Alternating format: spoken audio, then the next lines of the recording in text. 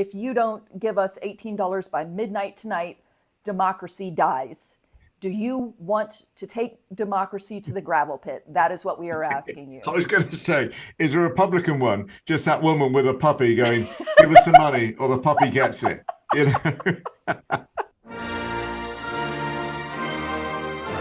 Hello, everyone, and welcome to A Very Special Relationship, the show that's family therapy for America and its daddy, the UK.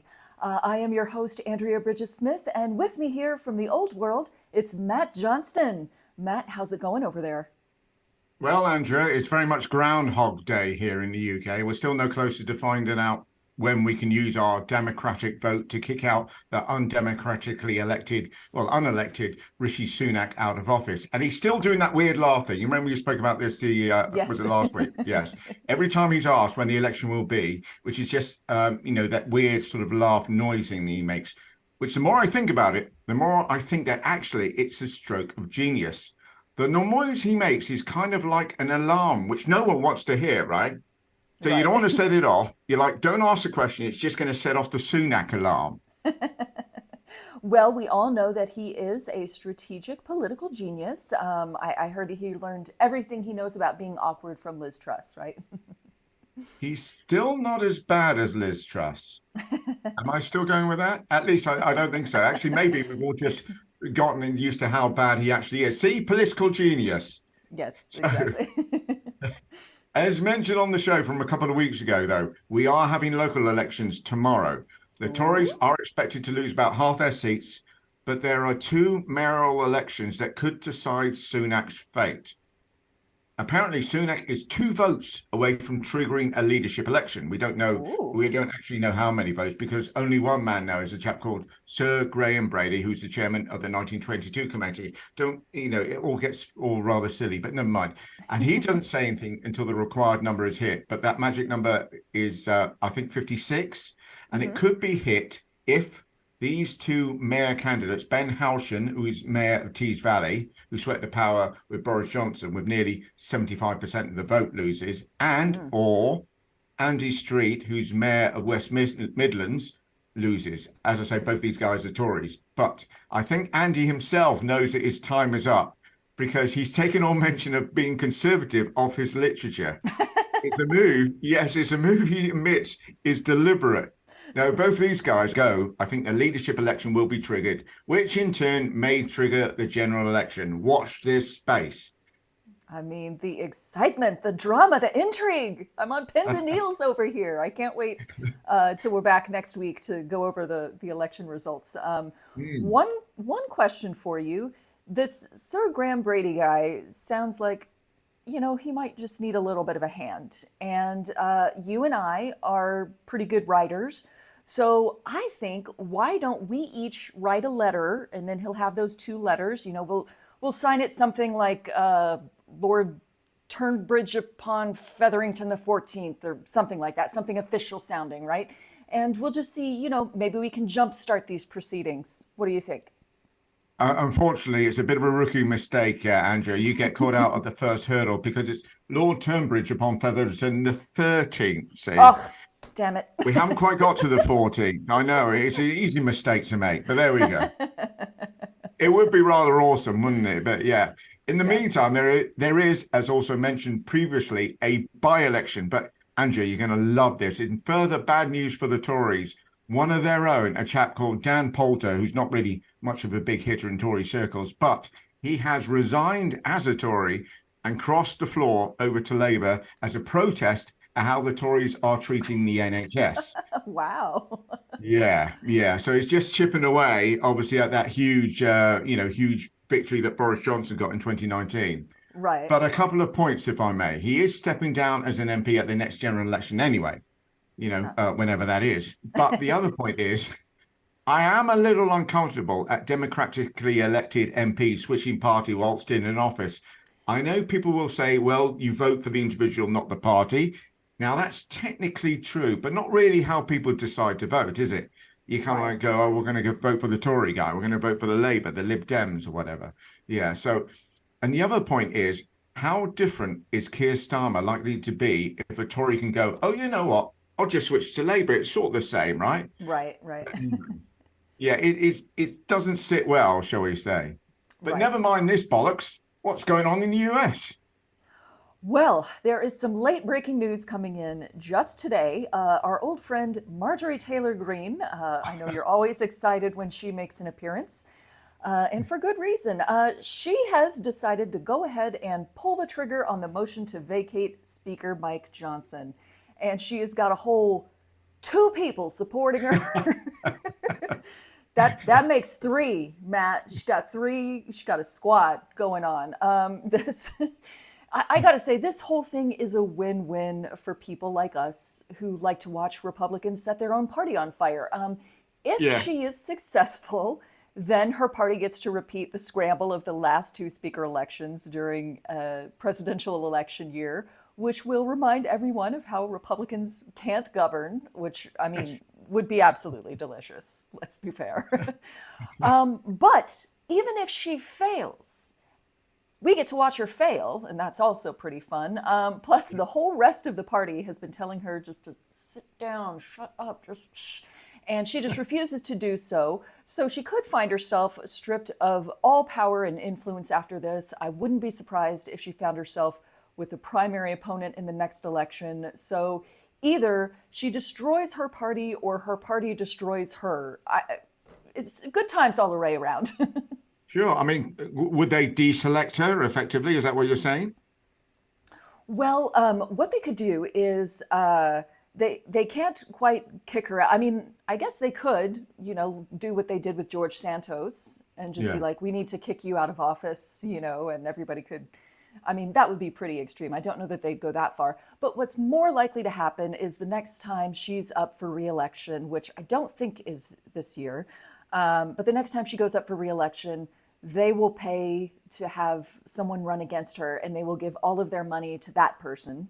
Wow. So she will be a lone wolf without the support of the party and would probably go down in flames. So that's what could await her after this. It's And do you exciting. think, I mean, it sounds like I'm already answering my own question, but do you think Trump would drop a bad habit?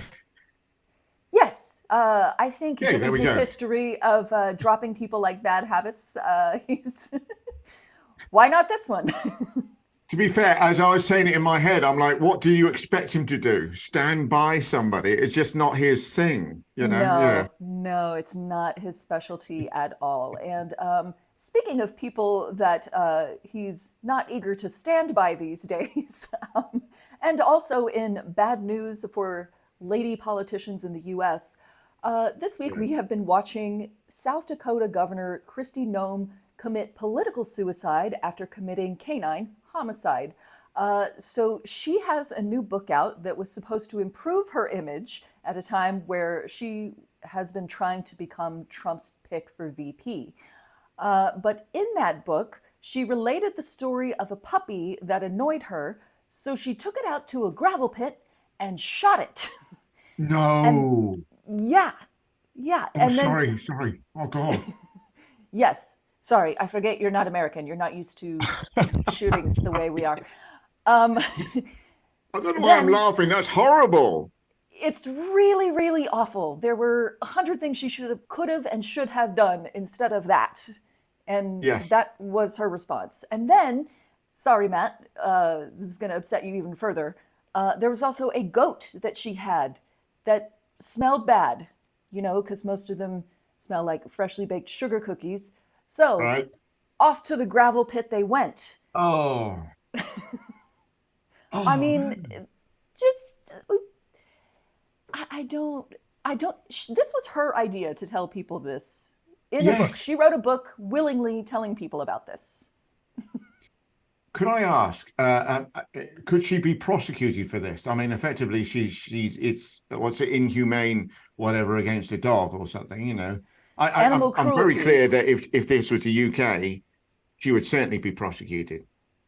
Yes, she says legally there's some way that makes it okay because the dog attacked a chicken.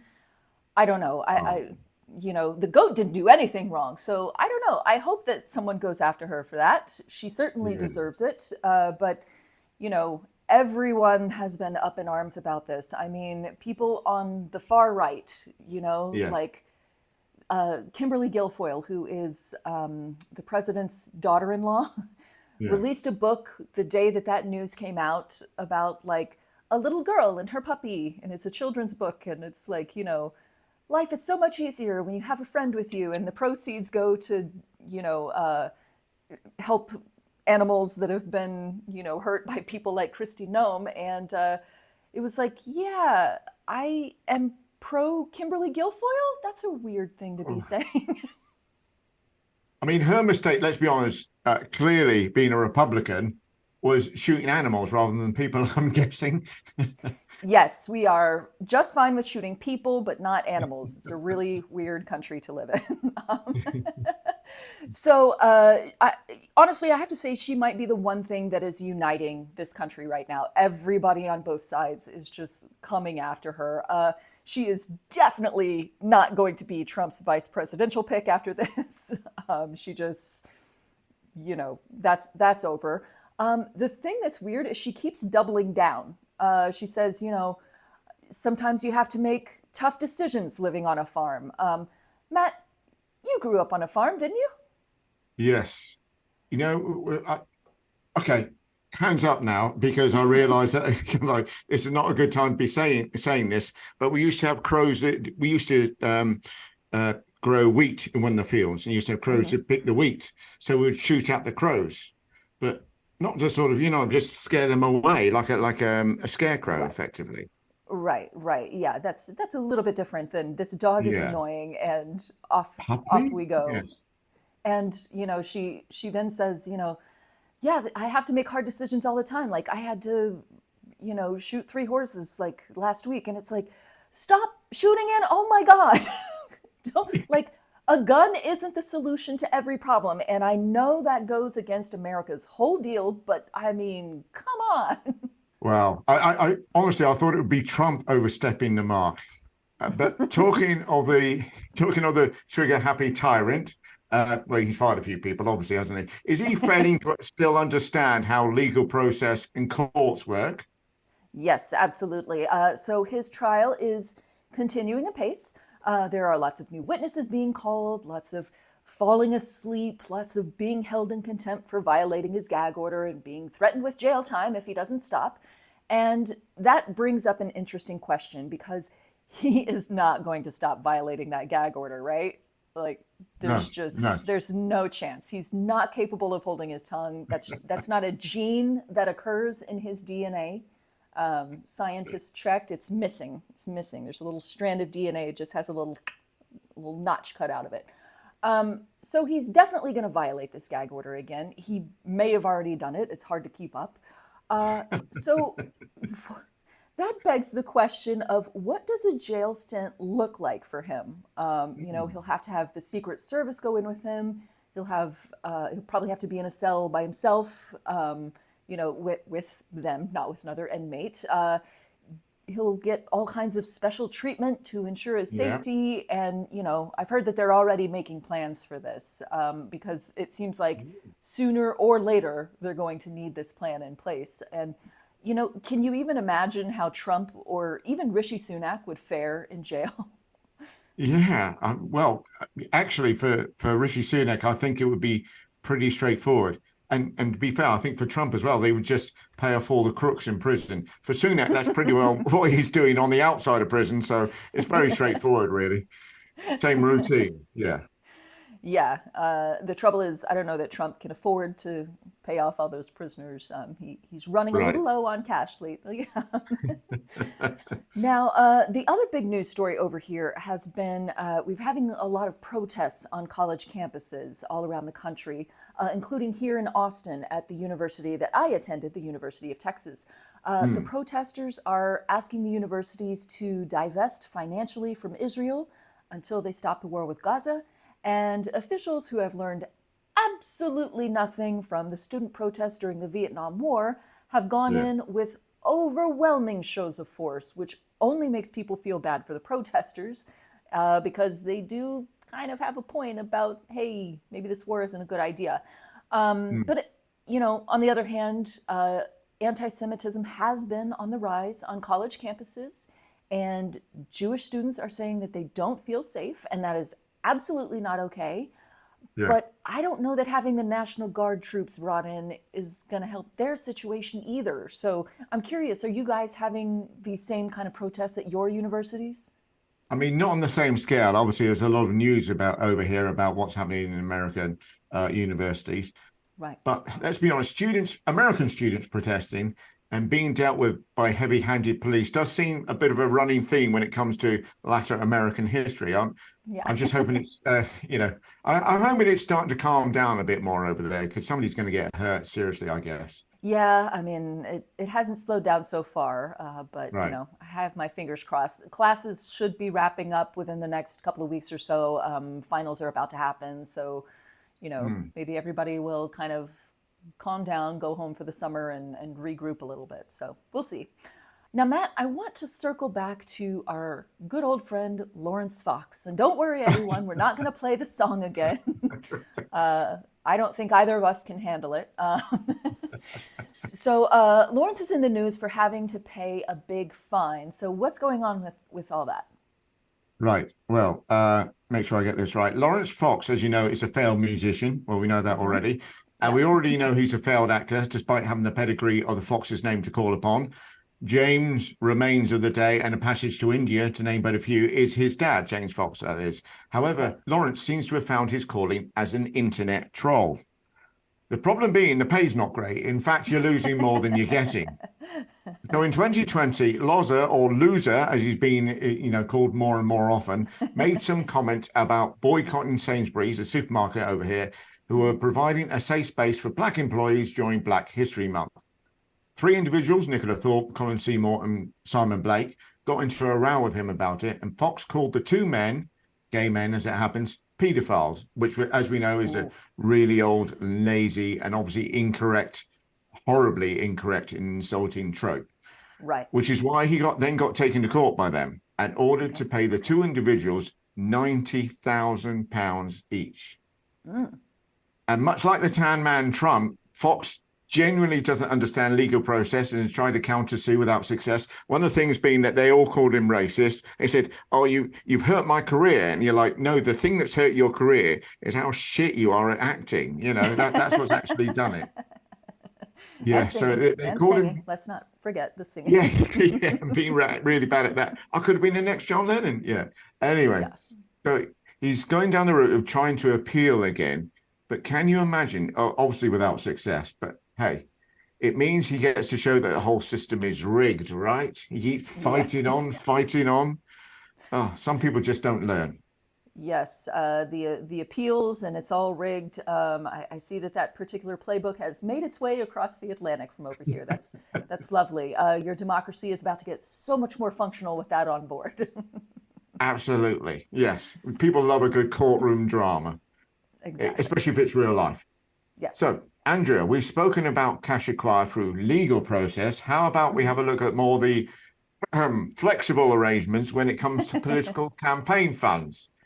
Oh yes, campaign finance, always a hot, sexy topic. Hey, dim the lights down low, put on some Right. music. Here we go. So, I hope you don't mind if I go first, by the way. I get the feeling that what I've got Yes. to say is going to be a little bit shorter. So, Okay. campaigning in the UK for political parties is fairly well regulated by the Electoral Commission, who is a non-party political organisation.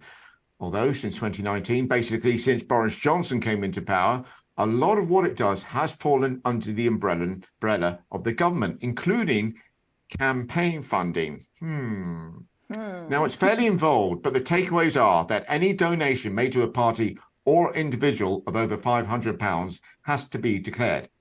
Okay. Now, the limit itself for the parties is £54,000 per seat, and there are 632 seats, so that's 34 million pounds. So that's your maximum. Hmm. Back in the 2019 election, it was 19 million pounds.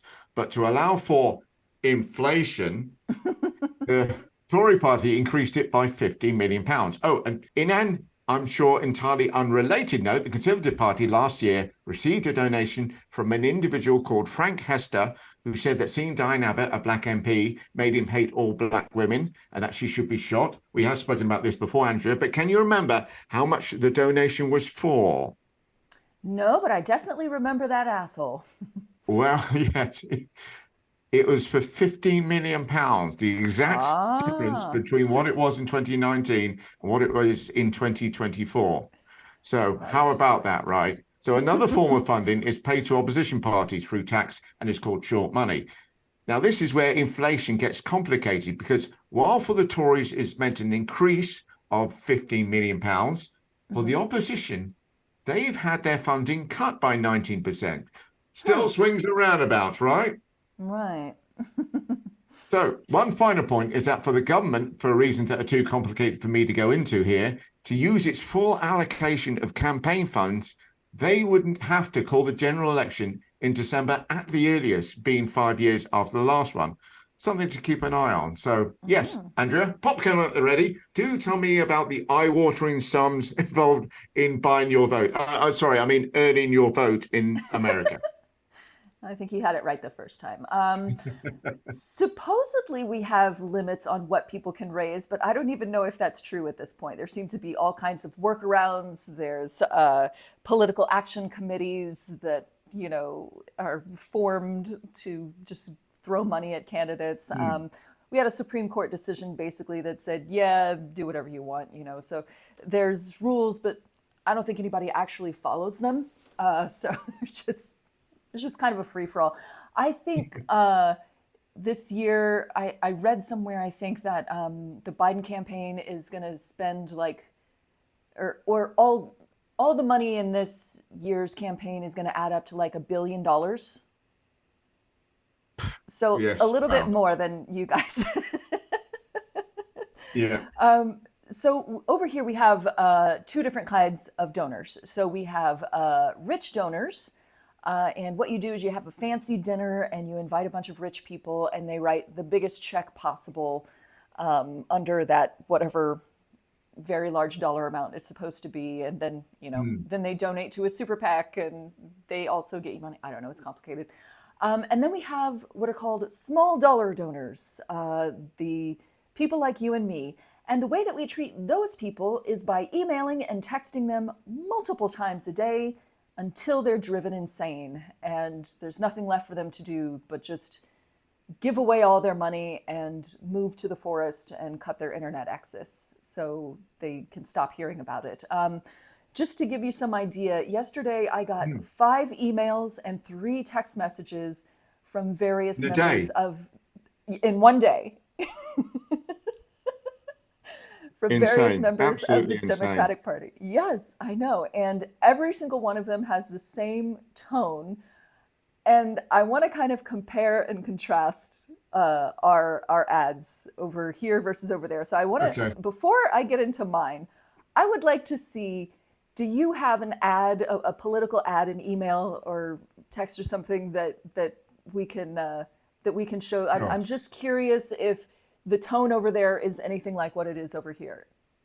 Right. Well, okay. So here we go. When I was living in Portsmouth, a Mm-hmm. friend of mine was a Liberal Democrat councillor, a very, very sharp individual. And so I kind of signed up to Lib Dems. I think I was voting Lib Dems as well. So this is from the Lib Dems. And to be fair, the Lib Dems have never been a pushy party. Okay. They're the pushiest. But here we go. I'll give you the feel of it, certainly. Dear Matt, Lib Dem-led Portsmouth is moving forward and delivering on a really positive agenda. We are proud that by working with the local NHS, we have helped deliver more GP and dental appointments this year, blah, blah, blah. And then it gets to the point where it's asking, it says, but to keep this going, the Lib Dems need your help in the local on the May the 2nd. Obviously, I've moved, so it's no longer that. Right. And if you click on a thing where it says, I pledge my vote to the Lib Dems, which I guess takes you to a thing where you are going to vote. I don't know. You wouldn't take you to a thing where you're going to vote. You don't do it online. But anyway, personally, and most obviously, please vote for the Liberal Democrats. Without your vote, we can do nothing. Please support a positive Lib Dem agenda for Portsmouth. There we go. Okay. Let's see if you can spot the change in tone here. So let me look at my text messages real quick. Let's just see if you can spot a little bit of a tone change. Andrea, I'm reaching out personally because I don't have anywhere else to turn. Okay, here's another text message. It's James Carville. I'm at my wit's end. That's how the message starts. Moving on over to email. Here's how this email starts. We asked you once. We asked you twice. Now we're asking a third time, Andrea. Oh, God. That's like, we're going to cut off your gas. Are you behind on your bills? Here's another Wow. one. This one is, I think, one of my favorites. Hakeem Jeffries emailed you. Chuck Schumer emailed you. Nancy Pelosi emailed you. Susan Del Bene emailed you. I don't even know who that one is. Catherine Clark emailed you. Jamie Raskin emailed you. Grace Meng emailed you. Eric Swalmail emailed you. We don't want to flood your inbox, Andrea. Too late. But we truly have no options left because Republicans have raised $124.7 million in the race for the majority. If we don't step up and fight back against all this Republican cash, we will have no chance at reclaiming our majority. Wow.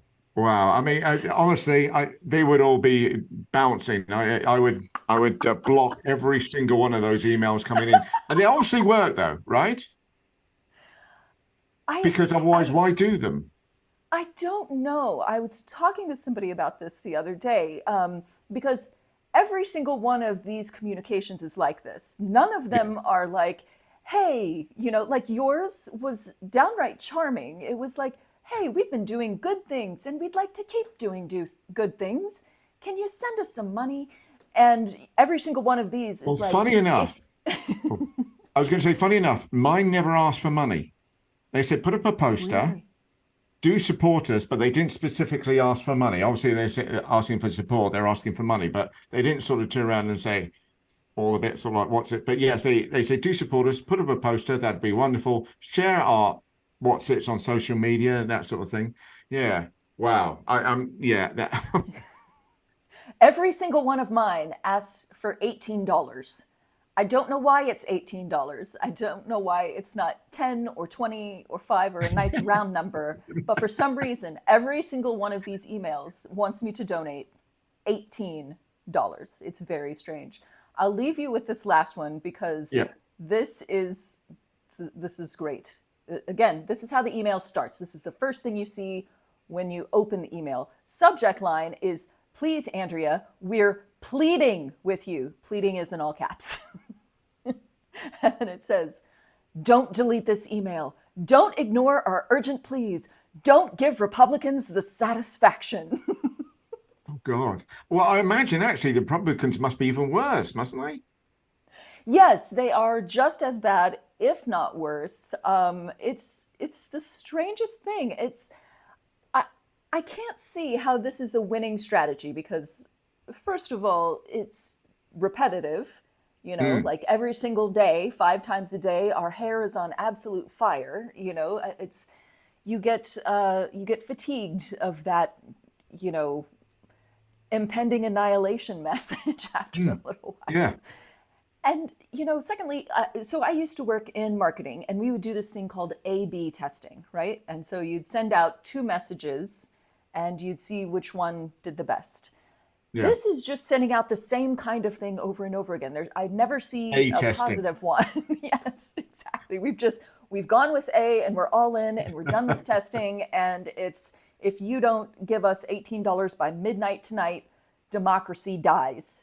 Do you want to take democracy to the gravel pit? That is what we are asking you. I was going to say, is a Republican one just that woman with a puppy going, give us some money or the puppy gets it? Have you ever sent any money? You don't have to tell me, obviously. Have you ever sent any money through a Democratic Party? Yes. I would like them to win. I agree with them about the whole, democracy, it is we got to protect it and save it, so yes, Mm. I gave them a bit of money, and that was a mistake, because now they know that I It's like feeding can. a dog, isn't it?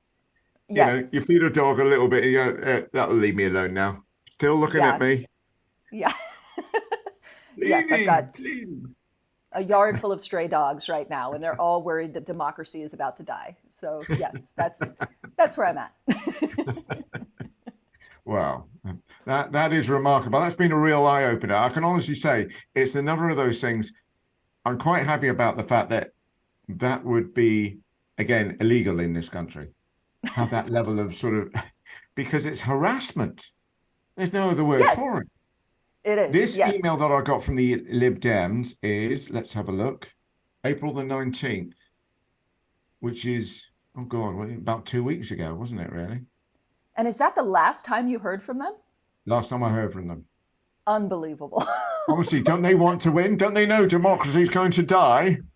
There's an election tomorrow. They're not emailing you 5 times today. What is happening with these people? It's true. That's not how It's you do true. it. To be fair, that's too slack, isn't it, really? That's too like, vote for us or not. You know what I mean? Just, Yeah. but if we'd love to hear from you sometime in the next 10 years. They're supposed to follow you home from the shops, and hide behind a lamppost and, stalk you until you get there and then steal your wallet. That's how elections are supposed to work, right? You think so? You like to think so. Absolutely. Right. Thank you, everyone. And that's all the time that we have this week. Now, for more US politics, do subscribe to Andrea's channel. I keep saying it, but you're already here. But if not, at Phoenix News Network, that's where you can find it. And for more of the UK stuff, you can find my channel at theinterestingtimes.co.uk. And we'll see you next week. All right. Take care. Bye-bye.